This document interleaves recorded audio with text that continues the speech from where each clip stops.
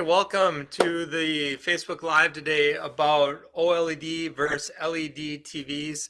My name is Doug Casper. I'm owner of 123 Home Theater here in Minnesota.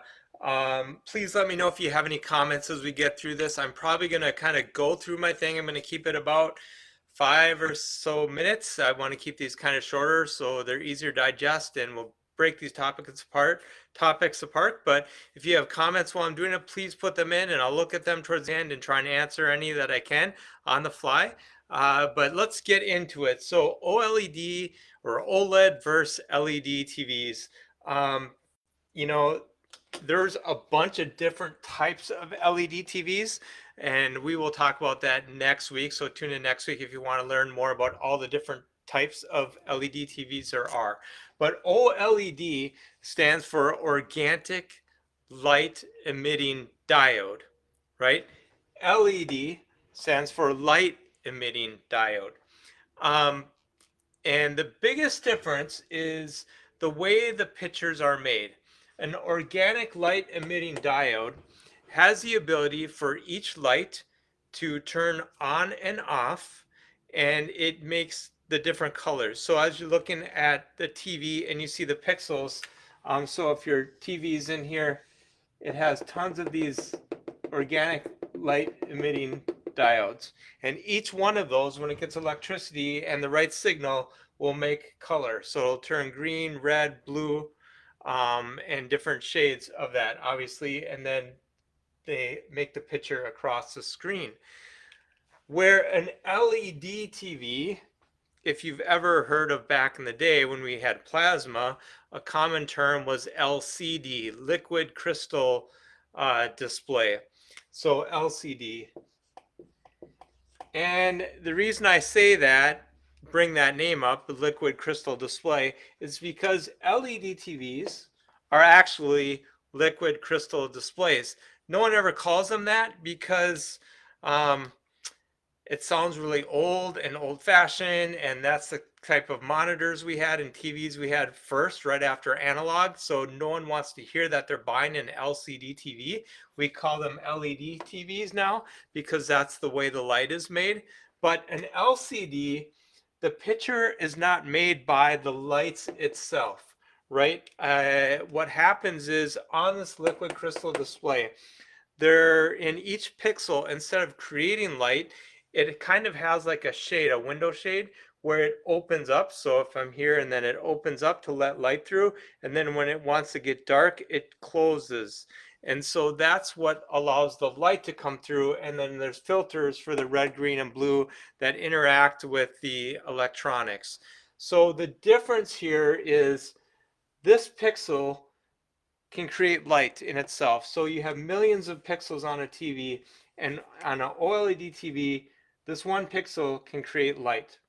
Where here you have some sort of light source behind it. And we're going to talk next week more about all the different ways they're lit, because that makes a huge difference of your quality of your TV too. But in general, we're going to talk about there is basically a lamp, right? Oh, that's supposed to look like a lamp. That doesn't look very good. So you have here, you have a light source right here, and then you have your screen and the different layers of the screen. And this opens and closes. This light is on, it can dim, it can turn off, but as it does, it affects more of an area of the TV. So let's say the light's in this area, it affects this whole area. Where in this TV, the OLED, let's say we want this scene to be red. Let's say it's a red balloon up here floating around, right? And it's a blue background. Well, this light, each one of these little pixels all turn red. And this can be bright, and let's say this area is really dark. Well, back here, this balloon, you want this really bright, but this light, when it goes up and down, it affects this whole area, not just the balloon, because that's the way that that technology works. So these parts of the TV will turn red because the filter opens through and they try and open up more, and these close. but there's no way to make this area, like let's say you want to make this black, there's no way to make that area completely black on with LED technology. And why does that matter? So oftentimes when you look at a picture, that picture has a frame or matting around it. And when this mat is black, it makes all the colors that are in the picture much brighter because of the contrast, the way our eyes perceive color, having the black background makes the red, the green, the yellow pop more. Where so that's why it's important to be able to have darker blacks than just a gray. This TV, when you have an OLED TV, again, to understand that, if there's a line right here where this is color and this is supposed to be black, these pixels can all completely turn off. And these ones can be all be on. Where in an LED TV, they do their best, and different TVs do this differently, but this is color and this is black.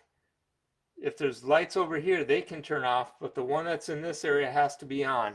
So when you can take a phone up close with your camera, go through, and you can see on an OLED TV the exact line where it's on and off. Here you can see the banding of gray. And when that's happening really fast, it makes a difference on your picture. Now, the thing to also remember is that there's lots of different levels in both of these categories. So even in OLED, there's different companies that make them. So this is just the way the TVs make pictures. There's a lot of different things that also affect the quality of your picture, the processor. Basically, the biggest thing is the processor, the other fronts they have on it. So it sounds to you like most likely like OLED is the way to go, and it is. They are the premium TVs, but there are some disadvantages, and then there's things that companies are starting to do to change those disadvantages year after year. So, but let's talk about those, because if you're looking at buying a TV and you're thinking this is the way to go, I just want to make sure you're aware of some things. Like I said, there's different levels of these TVs, so you just want to make sure. So with an OLED, the biggest advantage, I think, for most people nowadays is that if you look at a side profile of an OLED, it's really, really thin. You're going to have a stand on it unless it's on the wall. You do have some sort of back usually that has electronics, but like LG TVs, they're thin like this, and then the electronics just take up that little area. So it's really cool looking just to look at the TV itself. The the other advantage to it obviously is the color contrast, the blacks, which make everything pop. Some disadvantages of OLEDs are typically the screen material that's used is more reflective than what you can get in an LED TV. They are changing that though. So why that matters, if you have a big great room and there's all kinds of open windows and the sun is coming in, they're looking towards the south, so sun comes in a lot, you're going to see the reflection of the sun from the side and the windows while you're watching TV, the lights in the room. It just naturally reflects that more with the type of front they use on OLED TVs. Now they're starting to change that. So LG and their higher ends, I believe Sony and Samsung both have higher end models that have more of an anti-reflective front on them. But again, you're paying for it. The other disadvantages, as I'm talking about, is the premium TV. So the cost. If you're on a budget, you're probably not looking at OLEDs. I know there are some budget companies. I honestly don't sell a lot of their TVs just because they don't have a great reputation. And I tend to stick with the name brands, but Philips has come back on the market. They're doing some. I'm not sure who else makes them, to be honest. Maybe Hisense, I don't know. But again, I don't usually sell those TVs because they just don't have a great reputation. I don't get great support from them like I do with Sony, LG, and Samsung. So I'm more familiar with their TVs. Now, LED, the other disadvantage sometimes, and this is changing dramatically over the last even 2 years, but by their nature, OLED TVs are not as bright as LCD TVs. Why is it going to matter? To me, it doesn't, because I think most people's TVs are too bright. Like if you actually pay someone to calibrate a common TV, it gets dimmer because the whites are so bright they're getting washed out. But most people like the bright and that's what they're used to. So when they see a TV that's properly calibrated, they actually think it doesn't look as good. But here nor there, that's just the reality. These TVs aren't not quite as bright, but over the last couple of years, they've gotten a lot brighter. So it's not really a factor for most people anymore as long as you're getting a new OLED and, like I said, a name brand one. Um, LCDs, advantages there are they're really cost productive. The reason is when they make these panels, there's more, they can only make them a certain size and there can be more waste in order to get a certain size screen. Where these, it's easier to cut them right to size. From that's what I was told from a manufacturer.